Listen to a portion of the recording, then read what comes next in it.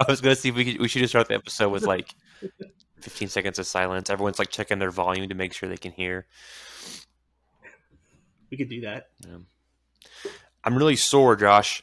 I kind of fell off the exercise train for a little bit, holidays and whatnot. I not that I'm a hardcore workout guy anyways, but I try to keep exercising pretty regularly, but I hadn't for a little while. And so the other day I did some exercises, and one of the things I did was I had a big weight and I did like tricep pulls, you know. I like lean up, I have Yeah. like a balcony, like my stairs, I can like, it's hard to explain, but I can like lean back so I can put it down over the balcony pretty far and lift it up if I'm leaning back. So long story short, I did some extreme like tricep workout, and like I feel like I've really damaged myself today. Like it's even just like reaching up to like put my hat on or do something, it's like it just tightens up. So anyways, that's my update for you. Is this part of like a New Year's resolution thing? You getting back to the workout I mean, train? not consciously, I guess, but like I get just the fact that I'm not traveling around and visiting family as much. I just had time to, I guess. But sure, I'll call it a resolution. But All man, right, it's I'm feeling it. you're Yeah. feeling it. I I just need to attempt to work out from time to time. Well, I Yeah, encourage you to do that. that's what I need. Well, I'll thank send you a you. I tricep will. workout if you want me to send you it to you. Maybe I went through the new gig. I've got a gym membership, Oh, so nice. like I'm gonna try to like actually use it. And Nice. Is it like at a Vasa or where's the gym? yeah, Nice. yeah. Cool. Yeah. Do you want to talk about that at all? I don't know if you want to share any details about your life, but Josh has a new job. So, Oh yeah. I moved to a new agency, and it's gonna be great. I'll be. I kind of was hoping to get out of like agency life and out of the client insanity, um, and like market for a company, do the whole in-house thing, but I'm kind of like doing both now. So I'm doing the internal marketing for a pair of agencies. So yeah, just a few days in. So far, so good. Really enjoy it. People are awesome.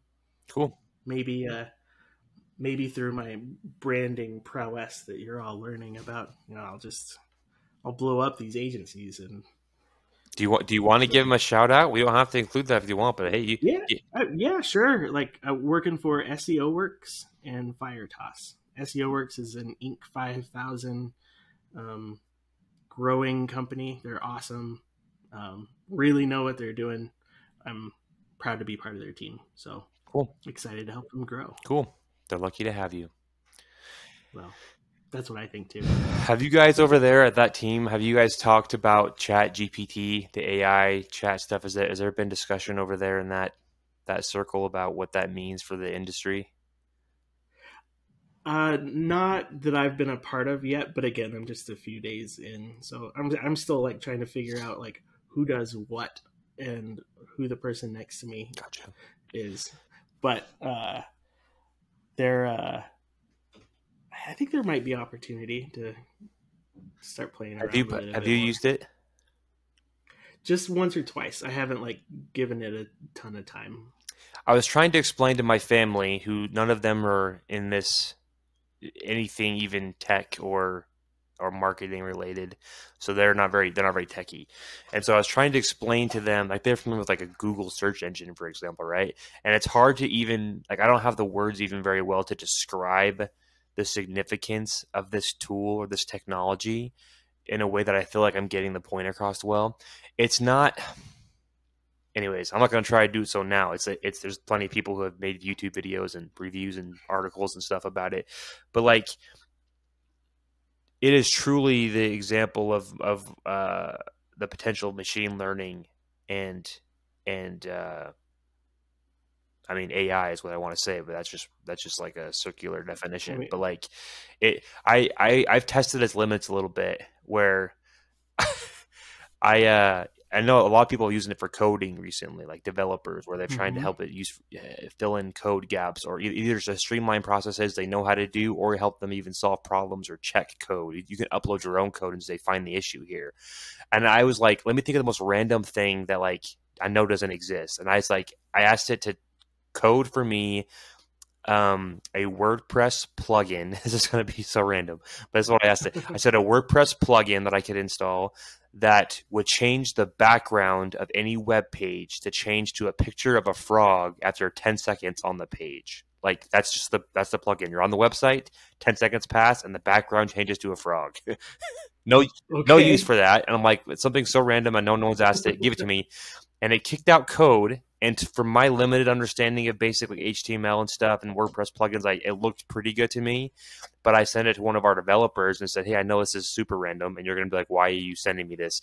But here's a snippet of code, or here's a plugin without me describing anything to you. Look at this, and you tell me what you think this is set up to do, and if it's going to work if I were to install it.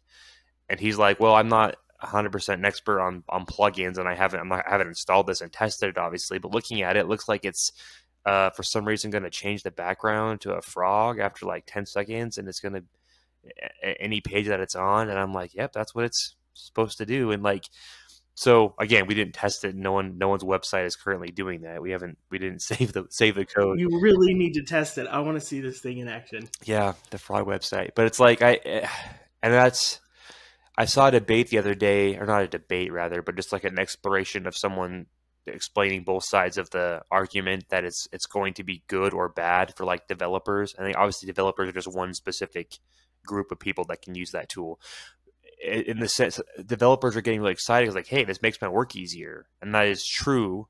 But then they were also saying, is this going to then make it so that people don't understand? I'm talking like years down the road, no longer understand the technology they're using the same way they do. Like if all these websites or code or thing or functionality are built using something like this, where you don't have to really understand the nuts and bolts of what you're building, you can kind of just have it kick it out for you, and then troubles arise or something that the AI fails to diagnose or fix something in some way. Is someone around who knows enough about like the ingredients of it to like go in and fix it manually? I'm of the opinion like, yeah, there's people who are going to recognize that skill set and still have set Sure. themselves apart. But then the argument there is that, okay, the few people then who still are like, I know from a basic foundational level how to code, they're going to be less people who know that and therefore hold more power, these big tech companies and stuff. So I don't know. I'm not trying to get in like a space I don't know that much about or conspiracy theories, but there was just the argument to like, yeah, it's good to help us build things faster, but then only a few people are going to know how it actually works and control all of it. I don't know. Any thoughts on that? I don't know. I mean, I think some of that's possible, and I do think that it has the potential to democratize code writing a little bit more. You don't have to be a significantly trained coder to have Chat GPT write something for you. And so I do think you're right, though, that like there will be a need for people to be able to proof it and make sure it actually functions and fix it when something breaks. But I mean, I also kind of think of it like any sort of advancement in technology. Like I would imagine, I wasn't around, but when like the automatic transmission was created, like that changed how cars, not how cars function, but how a person can use a car. And you can drive a car without knowing how to shift gears now. And that doesn't devalue the car or what it is, but it allows people who didn't know how to do something before to do something. Yeah. So Well, even just beyond transmission, anything in the car, right? So many less yeah. people know how to fix anything in their car than they did, Mm-hmm. 70, 80 years ago. And so, which you could say, well, that is the problem. Now mechanics hold more power and can charge more. But it's like, okay, if the convenience of the service for you not have to worry about it anymore is worth paying for, then pay them, I guess. I don't know. Yeah. Yeah. I mean, as cars get more technical, there's more technical or electronically technical. There's specialized people for that, and but there's convenience that comes with it too. I guess So actually that is a better example of like think about like the like Teslas and Rivians and these newer electronic cars, right? Electric cars. You can't just take that to a regular mechanic or get under the hood yourself. I mean, obviously they have less problems, which is one of the benefits. There's less things to mess with. They're not going to have oil stains and whatnot and belts breaking. But when your Tesla breaks down, you have to call on a Tesla person to come fix it for you. and they'll come to your house and do it and stuff. But it's like, you also, it's run by a computer. Like, not that they would do this, but if Tesla is like, you know what, we're going to just stop your car from working, they just enter some code and your computer on wheels just stops. Like, they do have more control over, or like tracking you. Like, what if someone wants to hack in and just track your car, or to like stop it from being able to go certain places or whatever? Like, and again, I'm not getting into conspiracy theories or anything, but like, there is technically more risk, Yeah. and you've given more control to somebody by handing over the means of creating it or understanding how it works. But we all pay for the convenience, and we like that our car can do dances and self-drive and stuff. Have you seen the Tesla dance? Like, you can make your car do like it opens its doors and stuff, and the lights flash Yeah, and yeah. music. Yeah. So anyways, They can also see ghosts. yes. Have you seen those Yes, videos? but Yeah, like, those are they cool. drive Yeah. through a cemetery, and like the little people appear on the, yeah. Uh-huh. It's creepy. It's creepy. No, I don't know. Like, yes, I 100% agree that Chat GPT and AI is going to be a game changer. Is going to change how a lot of stuff happens, especially in tech and content. But like, I don't know. Technology's been advancing for rapidly for 100 years now, and this is the next big step. And we'll adapt. We'll figure it out. It's going to be painful. It's going to be exciting, but I don't know. It's not like I'm not all like scared or anything like some people are. Yeah, I'm mostly, maybe naively so, maybe I'll regret this 10 years down the road, but right now I'm mostly excited about it. Maybe I just don't understand the implications, but it does, but it's a little bit overwhelming because I know things are going to change a little bit. Like, it's one of those, there, technology is always advancing and things are always changing. You should always be adapting, but this feels more like one of those, like, okay, this is a bigger shift, one of those bigger milestones that will be like before and after will be something that you can compare, right? Like pre-internet, post-internet, like the internet was a big thing, and this is Yeah, this yeah, is Web 3.0. This is the next version of something big where you're not going to go back from this. This isn't going to go away. I don't think so. And yeah. I'm in.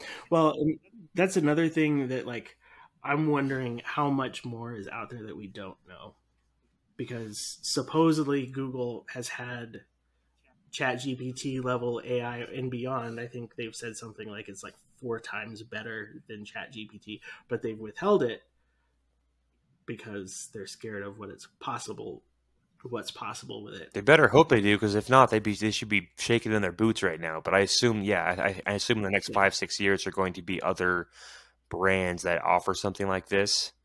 Because there are still things that a Google search engine can do that Chat GPT and it cannot do.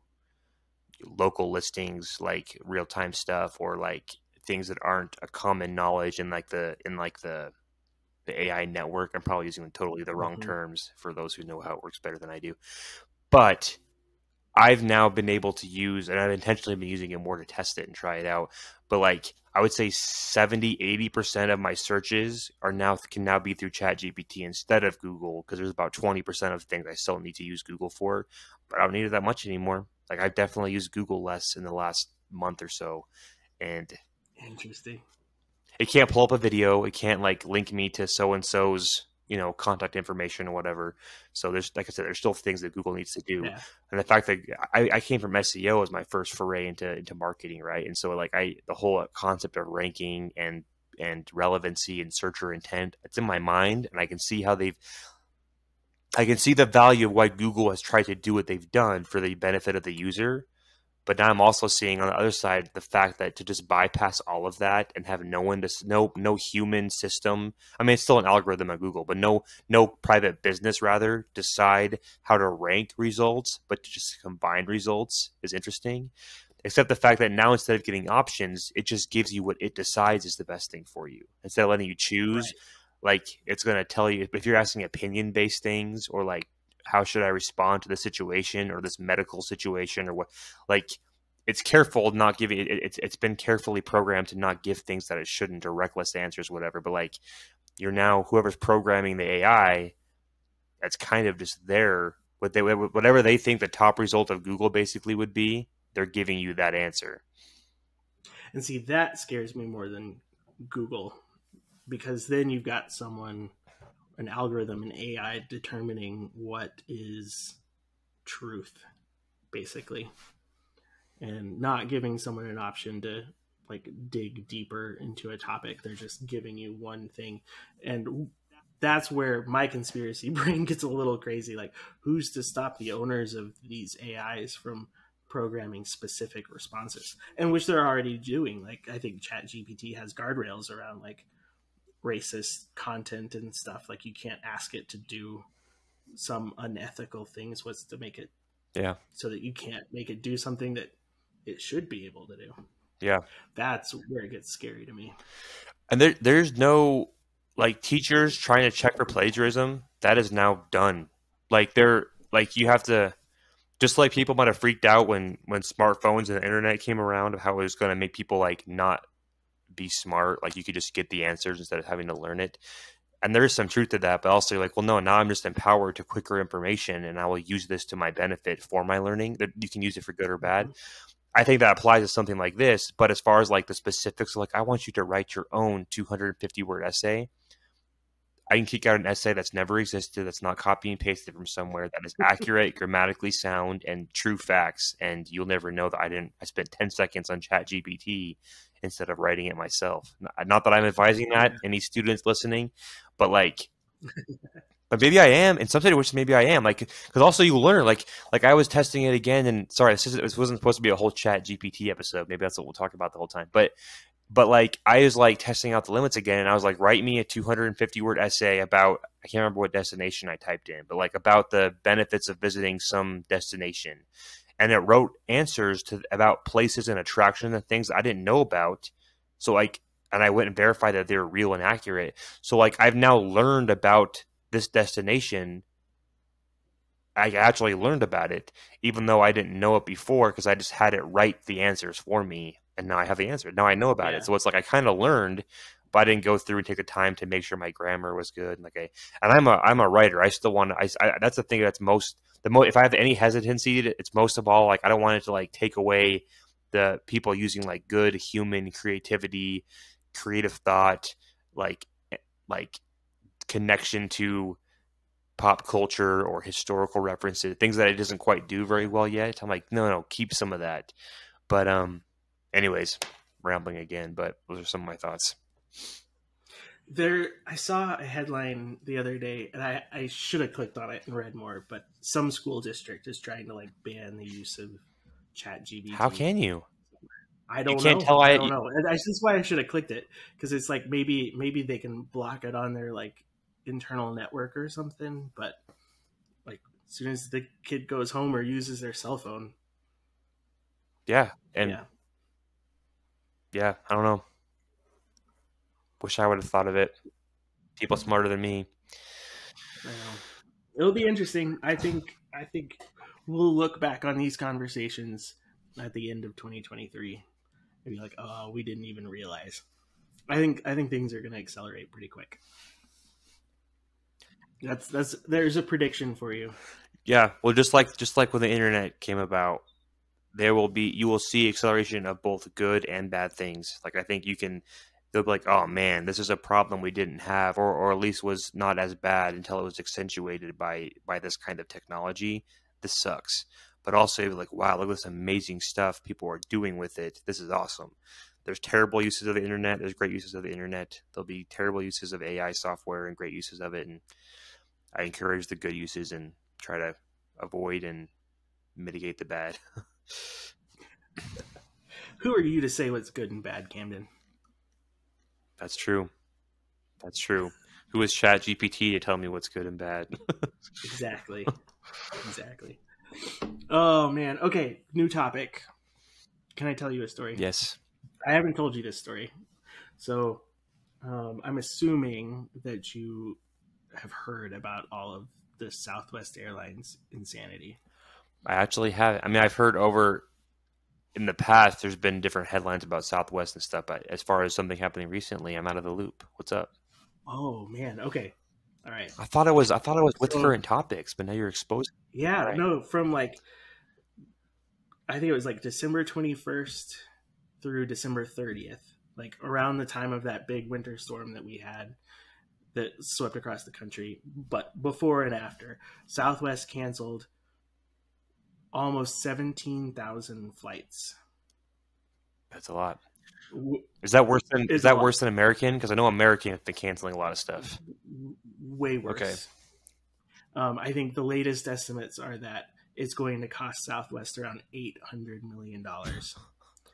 What happened? So here's what happened to us. So we are here in Utah, right? And we rented an Airbnb with my wife's family down in St. Augustine, Florida, for like the week between Christmas and New Year's. We scheduled our flights for Christmas morning. We were going to leave Salt Lake on Christmas morning and get to St. Augustine in the afternoon, and then we'd be there for a week, and it's going to be great. We get to the Salt Lake airport, everything's fine. We have a layover scheduled in Chicago, so we're flying north to go back south, whatever. So we fly to Chicago. As we're like getting on our plane in Salt Lake and stuff, like we see Chicago flag back there. Sorry. Yeah, Chicago's not my friend right now, but basically our flight from Chicago to Jacksonville kept getting delayed. We kept seeing delays happen, and it was like 15 minutes at a time. It kept getting pushed. It was weird. Anyway, we land, we get off the plane in Chicago. We were supposed to have like an hour layover. Within 5 minutes of us landing, our flight from Chicago to Jacksonville got canceled. And we're like, okay, what do we do? We landed in Midway. So Midway was just like a mess. There were people everywhere trying to figure out what was going on, lines to talk to, because other flights were getting canceled. Lots of flights were getting canceled. And ultimately, we got rerouted from, like, we were going to fly from Chicago to Nashville, and then Nashville to Jacksonville. And so we get on the plane to Nashville. Well, we don't. The flight to Nashville gets delayed by like 2 hours because they couldn't find staff. They were like, we don't have a pilot. We don't have a first officer. We're like trying to find someone. We eventually get on that plane. The second we land in Nashville, our flight from Nashville to Jacksonville gets canceled.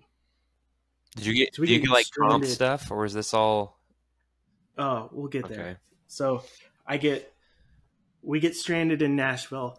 There's people pissed off everywhere. They send everyone whose flights were canceled out of like the terminal area into like the ticketing area. We stood in line for about 3 hours to talk to someone at the ticketing gate. That's not an exaggeration.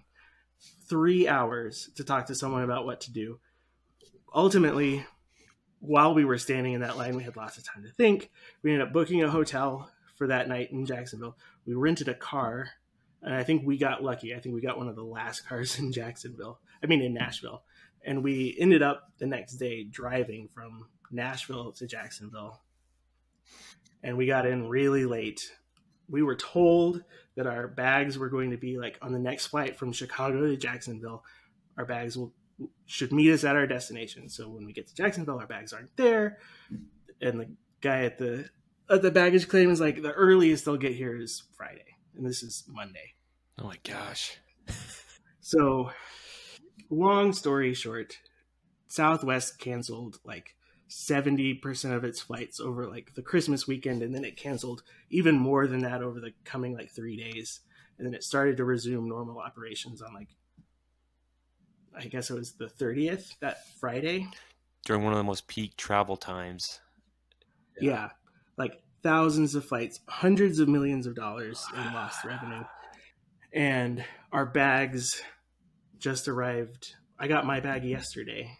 No, 2 days ago. I got my bag on Thursday this week, and my wife got hers the day before. So we had our whole vacation without our bags, and then like another week, half a week without our stuff. Dang. And the PR around this is where it like is relevant to us.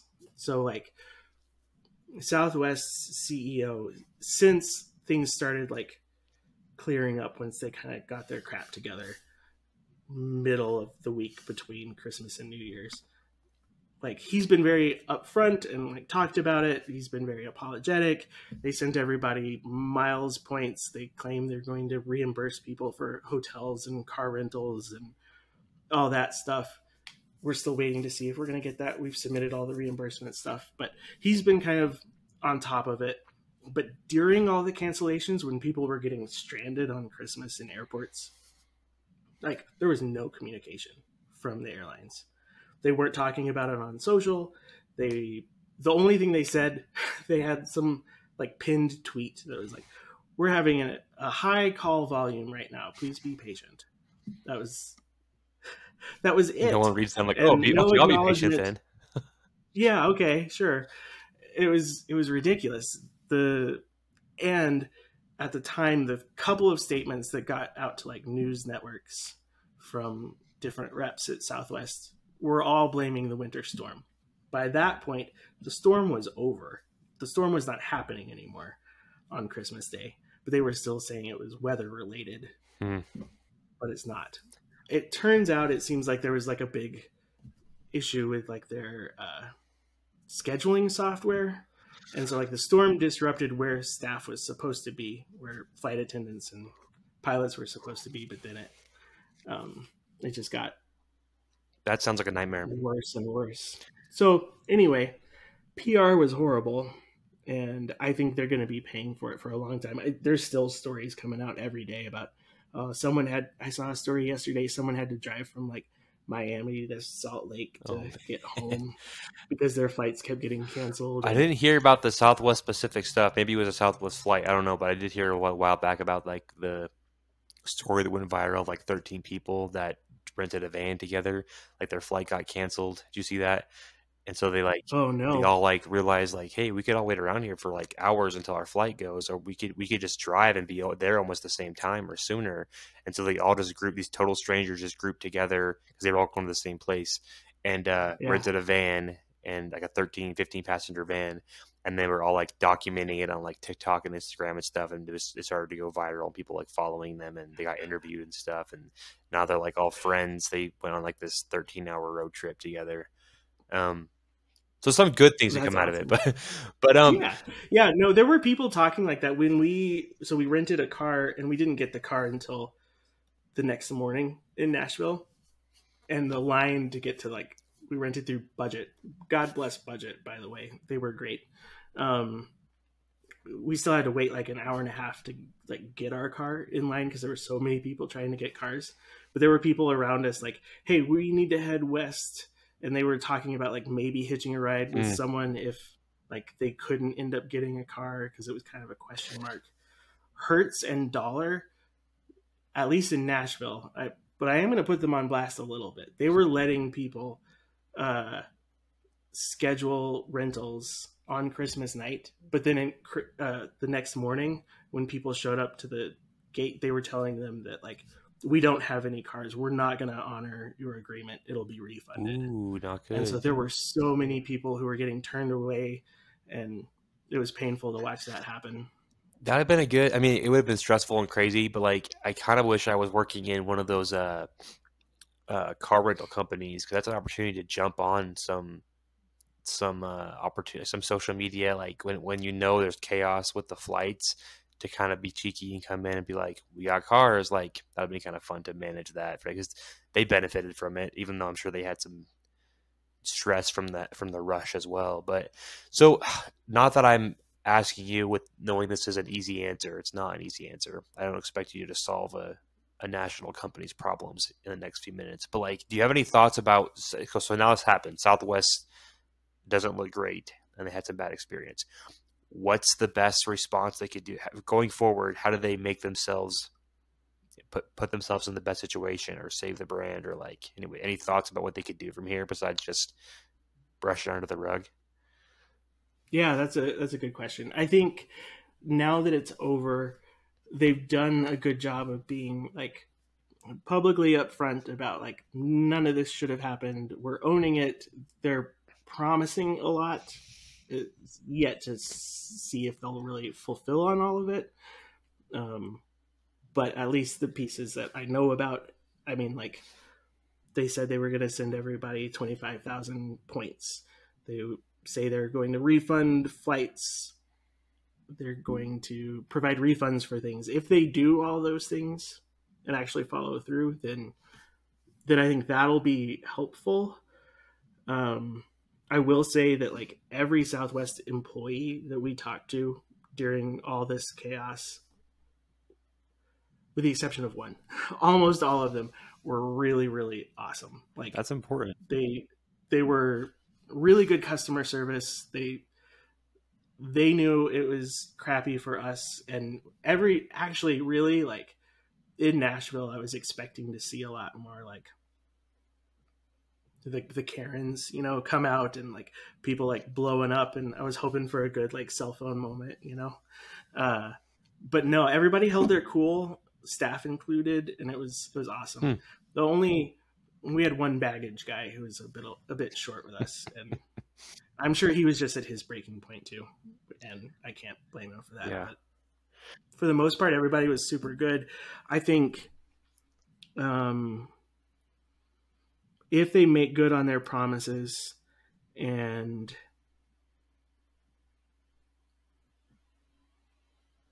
work on, if they show effort to improve the stuff that went wrong, I think those are the two things that they can do from like a PR perspective now to improve it. So like a lot of blame got put on this outdated scheduling software.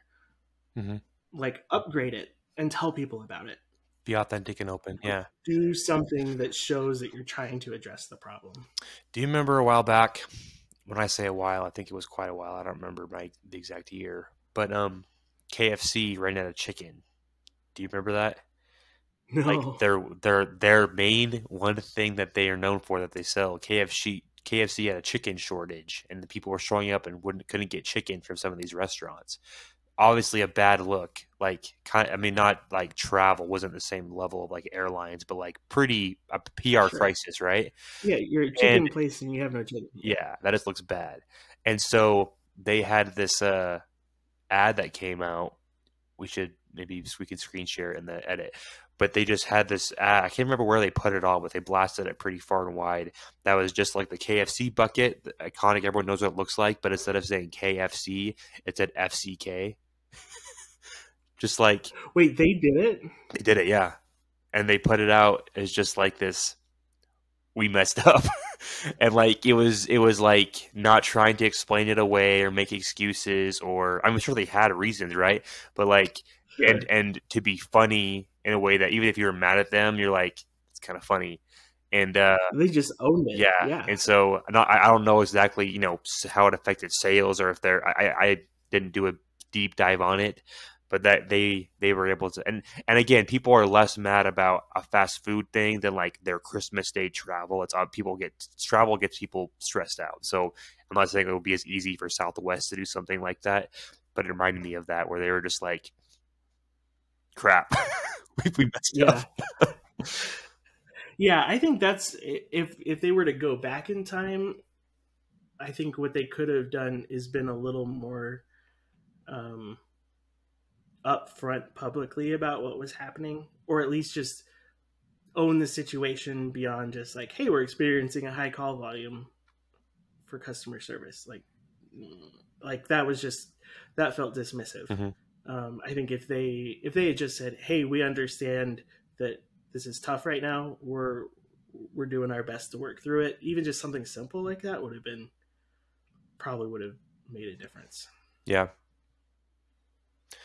the strength of the pros and cons of becoming a big, well-known brand is there's so much good and reach and power in being able to get a message across or change, or not change, but like you communicate stuff basically. But then when things go bad, it becomes news and covered, and people can they have a certain expectation, a certain brand promise you've made, and you're held to it, and which is good. I think that's what branding is. You should be. If you have a promise people hold you to, that means you're a good, well-known brand.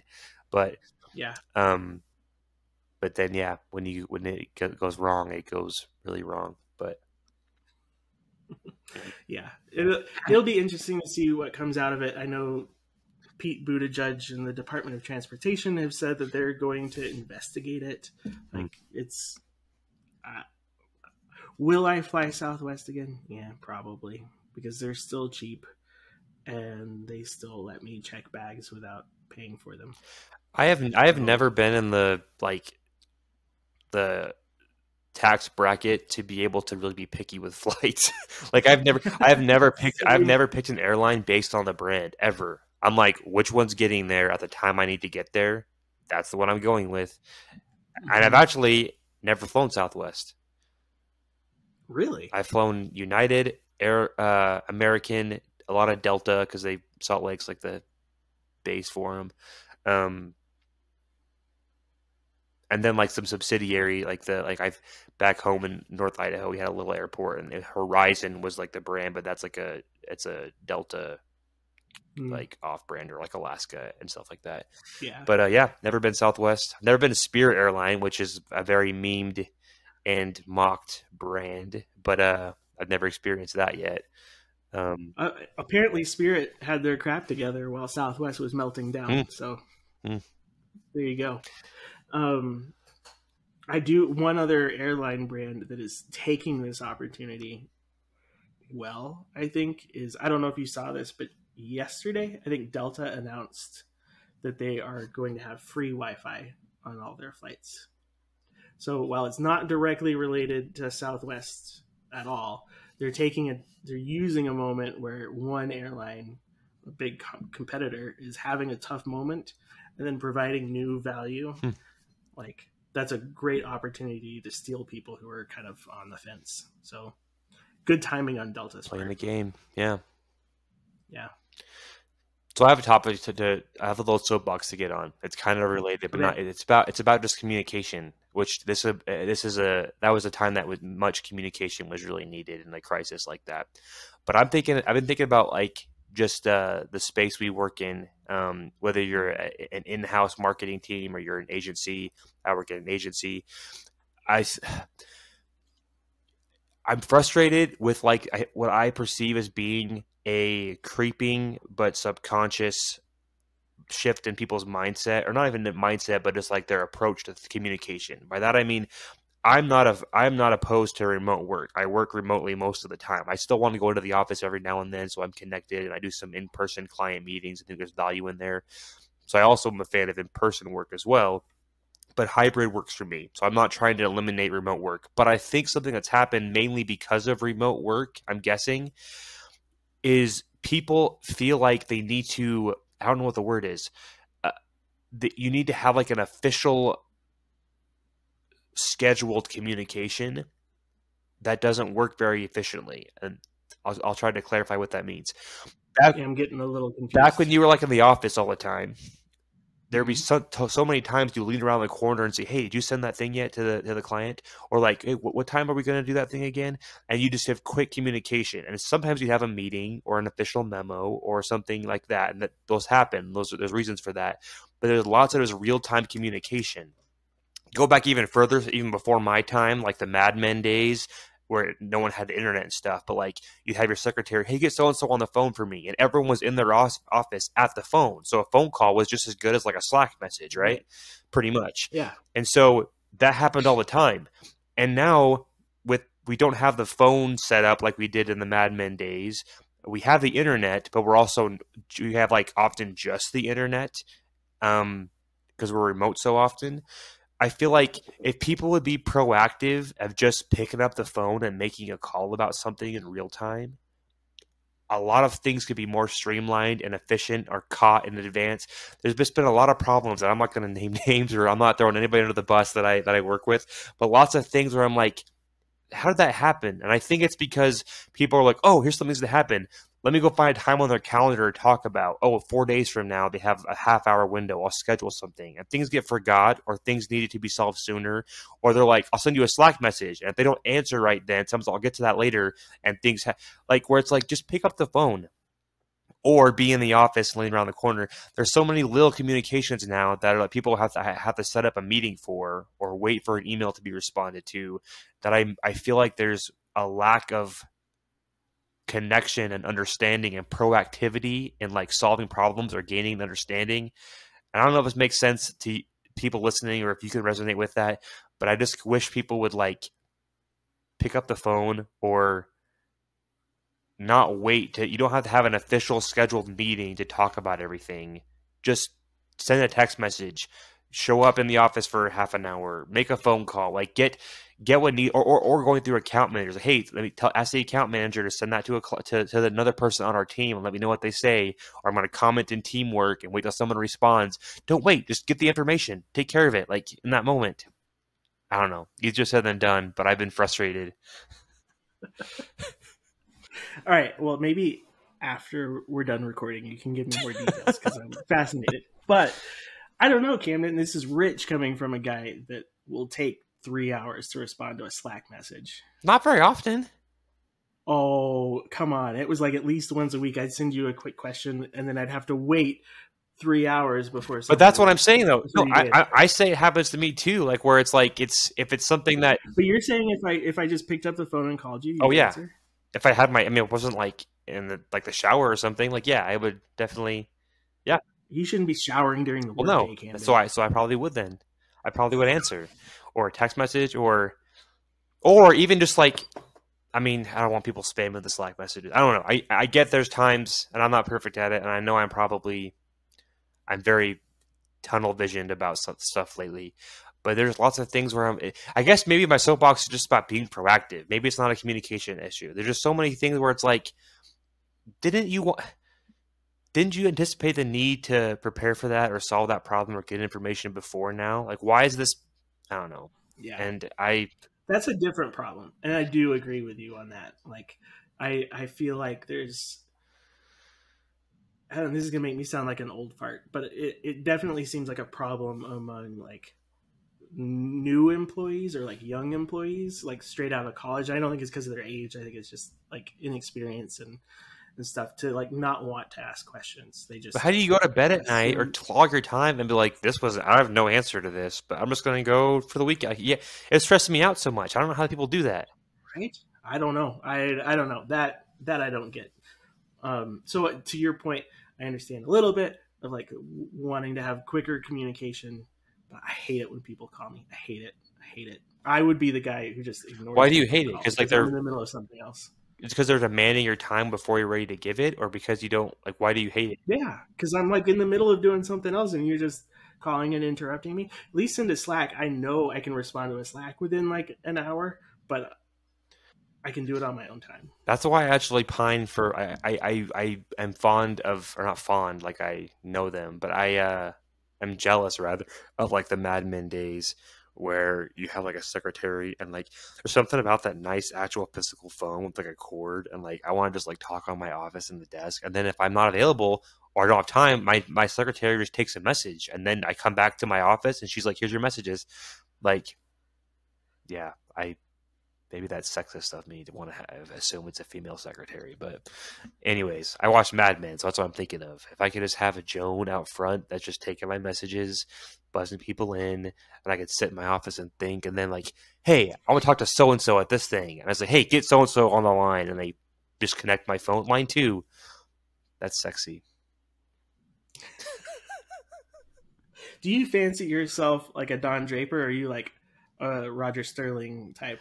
I don't think I'm either of them. I would relate more to a Don Draper, except all his issues and his infidelity and his alcoholism and everything. But as far as you're just saying that because you're on the internet right now, I guess I mean yeah, but well, it's hard. It's funny. Is like I watched that show, right, and it's fiction. Like those aren't real people. I mean, it's reflective of a time and kind of an industry, but it's totally fiction.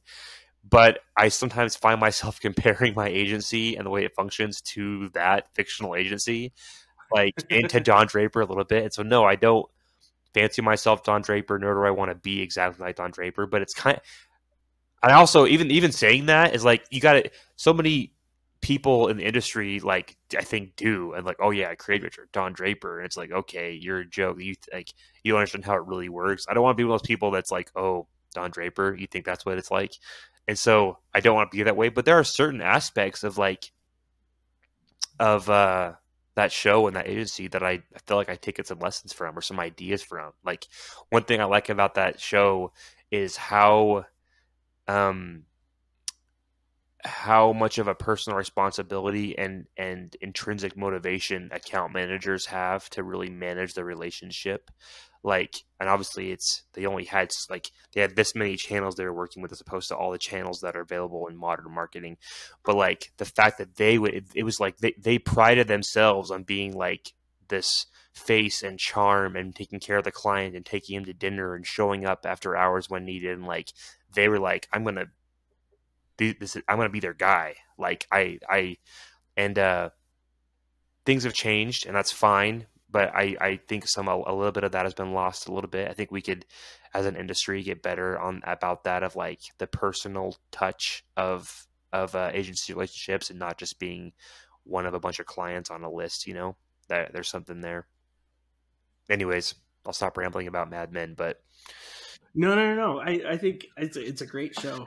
I loved it too. I need to rewatch it. It's been a long time since I've seen it all the way through. But I think one of the big takeaways I always got from Mad Men that I feel like maybe I don't see as much, at least in the places I've worked for, is like the level of confidence in presenting ideas.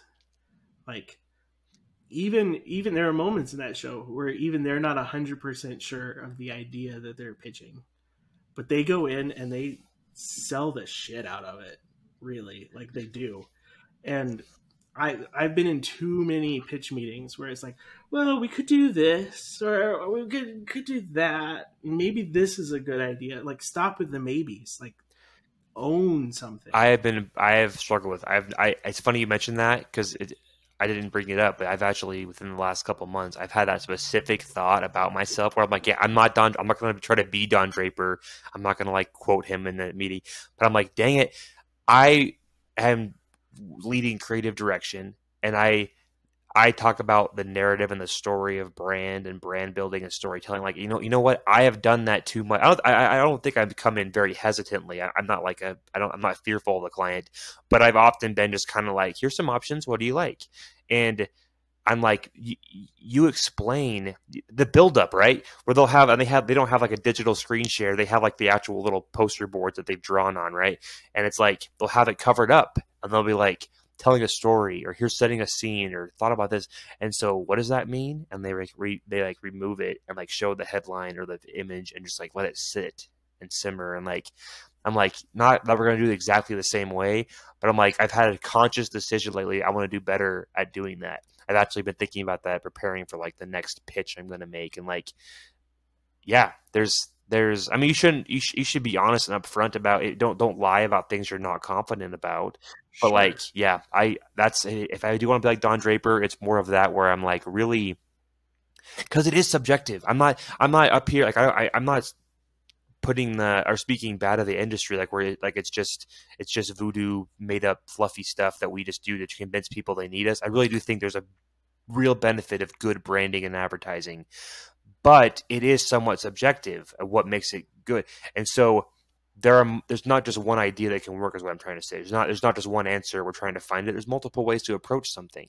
And so you really do need to make a case and show somebody, oh yeah, I can see that. It's going to work, that they might not get by sending a file over or just a headline or a Mm-hmm. quick pitch. Like, so yeah, I don't want to be someone who's like pulling the wool over someone's eyes and like, this is going to be so awesome, right? Just because I want you to pay for my service. But like when I think I have a direction, I need to sell it to you. I need you to feel what they want the audience to feel. And that's something I'm going to try to get better at. That's my New Year's resolution, is sell like Don Draper more. But I like it. I like it. I'm not great at it either, but I have tried to at least be more like, this is what I think we should do, and not like, this is what we could do. Just changing my verbiage so that it's more declarative than, yeah. yeah. So here's a question for you. This is, I'm not going to say anything like bad, but like this is the part where I don't know if anybody from any of my coworkers listen to our show. I haven't heard if they do or not. But if they do, this might be this isn't anything bad, but like I'm going to talk about how things happen at my agency, and so I hope nothing. I hope I don't rub anyone the wrong way who's hearing this. I've had some concerns about the way agencies work a little bit, specifically ours, where or not even concerned. I'm trying to find a balance rather. Think about Don Draper again, which I know is just a fictional guy, but in modern agencies, I've seen element like I've watched the pitch. I've heard some people. I've talked to people that work other places. I've done some internships, and for my limited understanding and examples like Don Draper, there is a process or a hierarchy of where, yeah, ideas can come from anywhere and people are welcome to chime in and there's collaborative thinking and group efforts and all that. But at some point, someone needs to decide that's getting pitched and that one's not, or this needs to be changed and refined and now it's good to go. And of course, doing that, I'm sure over the years and decades of advertising work, I'm sure some good ideas that would have been good got left on the cutting board, the cutting floor. That's the word. Cutting board is where you cut vegetables. The cutting The room cutting room floor. floor. I just mix up my analogies and my idioms. That probably should have seen the light of day and they didn't. I'm sure that's happened. And then lots of things have also been proved and got through that weren't that good, of course. And so I don't claim to be an all-knowing expert that every idea I have is a winner and everything I deny was needed to be denied. But I think there's some value in if you trust your people and you have good people, you bring them to be like creative directors or team managers or the digital leads or whatever the role is, where it's like someone is in charge of this, and I want to be good enough and get better, acknowledging my own weaknesses and my need for growth and learning to where I can confidently, humbly, but confidently be that person that says, guys, this is what we're going to do. And that's what a creative director is. And I've had a little bit of a challenge at our agency and other places I've seen recently where it's like this whole feeling of like, no, we're all friends and it's collaborative and anyone can have a good idea. And I'm like, well, yes, but not every good idea, not every idea is good, or not every idea is, maybe they're good, but not quite on target with strategy, or it needs refinement, and I guess I'm talking more to the listeners because I've kind of talked to you about this before a little bit when we watched that episode of The Pitch, where it's like I'm trying to get more. Again, I'm talking about Don Draper because we just brought him up. I'm trying to be more like Don Draper a little bit in the sense that I value his role in that show and other creative directors and real agencies in real life that in a nice, charismatic, and supportive way are like, guys, we're going to do this, or here's why. Or not even just making the decision, but saying, hey, that's awesome. Can you chase this direction for me? Or can you refine it this way? Or think about this element we're missing. I'm like, I'm going to help support you, but like, I'm guiding this process. And I feel like there's just a lot of people that are like, they don't want that. And I want to get to the point where I'm not getting my ideas worked on too much by other people, but I understand that at the time that someone has more experience than me or a better understanding, I need that's going to happen to me until I work my way up and I'm the one giving orders. And that used to be like in the Mad Men days. If you were the copywriter that worked under Don Draper, you knew, frustrating that Don cut one of my ideas or didn't pick my headline. But one day I'm going to be a creative director, or one day I'm going to move up, and you just knew you're like earning your stripes, and then you get to be. Mm-hmm. And now it's like not the mindset I feel like of like earn your stripes to get to that point or earn your experience. It's like every idea is good and let me pitch it. And I'm like, I don't want to pitch every idea. The client doesn't need to hear every idea. Not all of them are good. Mm-hmm. And so, anyways, maybe I'm putting my foot in my mouth, but like, again, not claiming that I'm an expert. Every idea I have is I don't know everything, but I value the role of a creative director, and I'm kind of trying to be that. And you can tell me, or the viewers can comment in the comments and tell me why I'm wrong, and I'm going to ruin things if I pursue that. But that's kind of what I'm trying to earn that role, I guess I would say, where I don't want to be a mean guy. I'm not going to shut people down. I'm not going to belittle people. And there are a lot. I'm going to recognize good. Not every idea is going to be mine. Like there's going to be, hey, that's an awesome idea. Let's chase that. And I want to do that. But I'm trying to earn the respect and trust and show my understanding more to where I can feel confident and I can still have their respect when it becomes time to say, that's not it. Or I need you to do this instead, or when the time comes. I don't know. Yeah. No, I think you're. I'll agree with you. I think you're spot on. I think part of it is, I think it's a culture mindset, and I don't think it's necessarily like work specific either. I think there's like this perception that anybody can do anything, and I think that's part of what's what's happened with. I hate to be that guy that blames social media, but I think social media is part of it. Like there's this perception that anybody can become an influencer, anybody can start a freaking YouTube channel, and so there's this. I think that translates into other areas where it's like anybody can have a good idea, anybody can do something that someone else who's spent 10,000 hours perfecting can do. And that's just not true. Like, if you really think about how little views our channel gets compared to so many other channels, it's because they put in a ton of effort. A ton of effort. It's not just because they got lucky.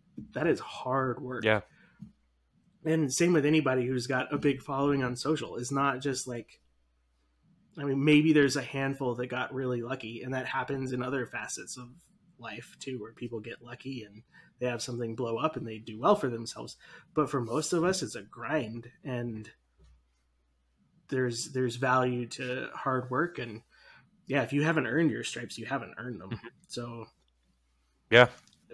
But it's easy to think that you don't have to, because everyone has access to the tools that they like, things that used to be harder to get started with or to get the resources to do. People have access to things now, like social media, like a video camera, like a web page that you can create or whatever. And so people can just start trying them more, but it doesn't necessarily mean that like you're good at it yet. Yeah. And full circle back to Chat GPT. Like, everybody's got access to it. Mm-hmm. Everybody can write code now, basically. And what is that going to mean? That's going to mean that there's going to be a lot of crappy code out there that is going to need cleanup. And how do you still and differentiate? Not everybody's idea is going to blow up just because an AI bot helped you build it. Yeah.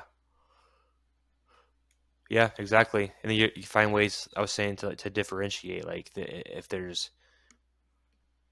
because even like you talked about influencers and social media, there's like a script. Like we've joked around, we've like sarcastically said the YouTube line in this video, like, hey, hit that like button, subscribe. Like everyone says that or has some version of that, and they always say hit that. Like it's never just like, we mean that. yeah, hit the like button, subscribe. We probably should say it more because it seems to work. And the reminder, like, hey, if you like this video, please hit a like. Like in that moment, it's like a call to action they're ready to do.